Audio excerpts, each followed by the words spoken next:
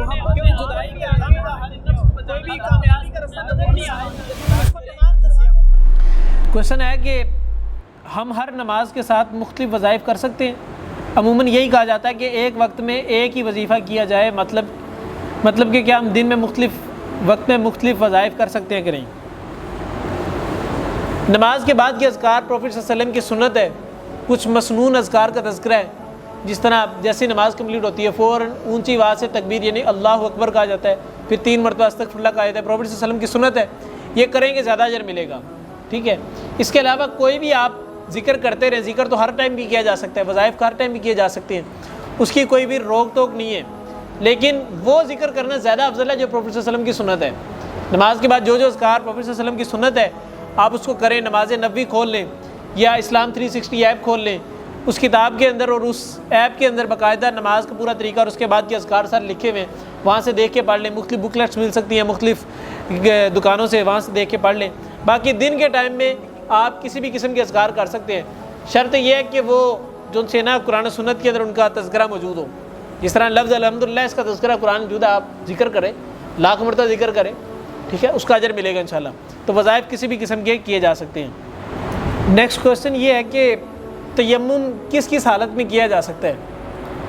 مثال مختلف شرائط ہے نا کہ پانی نہیں ہے، ٹھیک ہے، اس طرح کی شرائط کون کون سی حالتیں جن کے اندر تیمم کیا جا سکتا ہے؟ ایک ہے وضو، وہ جو کہ ہم پانی سے کرتے ہیں، سمجھ، ایک تو وہ ہے جو پانی سے ہم وضو کرتے ہیں، طہارت حاصل کرتے ہیں۔ مثال کے طور پہ بارشیں نہیں ہو رہی کافی عرصے سے، مثال لے لیتے ہیں، بجلی بھی گئی ہے، تو واپڈا کی طرف سے بجلی گئی یا کوئی واٹر اسٹیشن کے اندر کوئی مسئلہ ہو گیا اور 2 ہفتے سے لائٹ نہیں آ رہی، پانی ہر جگہ ختم ہو گیا، کیا کریں؟ نمازیں بھی پڑھنی ہے، طہارت بھی حاصل کرنی، کیا کریں آخر؟ اس کا طریقہ یہ ہے کہ پروفٹ صلی اللہ علیہ وسلم کی حدیث ہے کہ اللہ تعالیٰ نے امت محمدیہ کے لیے اس پوری زمین کو پاک کر دیا ہے۔ زمین کی تہہ کا اوپر والا حصہ مٹی جون سی ہے، مٹی پڑی ہوئی ہے زمین پہ، آپ اس کے ساتھ تیمم کر سکتے ہیں، مٹی کے ساتھ۔ کب کر سکتے ہیں؟ جب پانی نہیں ہے۔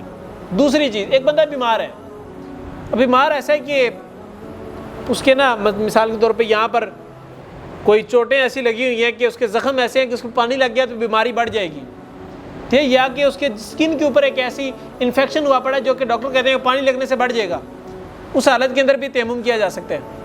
مٹی سے کر لیں تیمم، اگر اس سے بھی نہیں کیا جا سکتا آپ اس کے بغیر اشاروں سے ہی کر لیں۔ مٹی بھی لگنے سے اگر الرجی بڑھ جاتی ہے، ایک بندے کو مٹی سے ویسے الرجی ہے، پانی سے جو سے نا وہ لگانے سے ڈاکٹر نے منع کر دیا ہے، اب وہ کیا کرے؟ اب اس کے بغیر بھی کر لے تب بھی چل جائے گا۔ کیوں؟ کیونکہ اسلام کے اندر کسی بھی لحاظ سے سختی نہیں ہے، اسلام نے ہر لحاظ سے آسانی دی ہے، لیکن نماز ضرور پڑھنی ہے، نماز سے چھٹی نہیں ہے، نماز پڑھنی، چاہے آپ تیمم کریں، چاہے وضو سے وضو کریں، پانی سے وضو کریں، چاہے آپ ہوا سے وضو کر لیں، جو مرضی کریں، لیکن نماز پڑھنا ضروری ہے۔ ٹھیک ہو گیا؟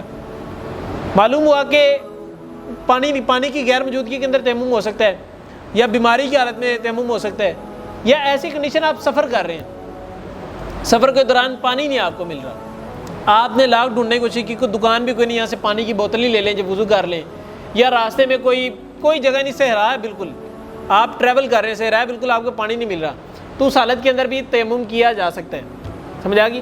اس طرح کی اور بھی کی کنڈیشن ہے جن کے اندر تیمم کیا جا سکتا ہے۔ اور کوئی کوشچن؟ چلیں، تیمم کا طریقہ انشاءاللہ اسی کتاب کے اندر ہم طہارت والے چیپٹر کے اندر پڑھیں گے۔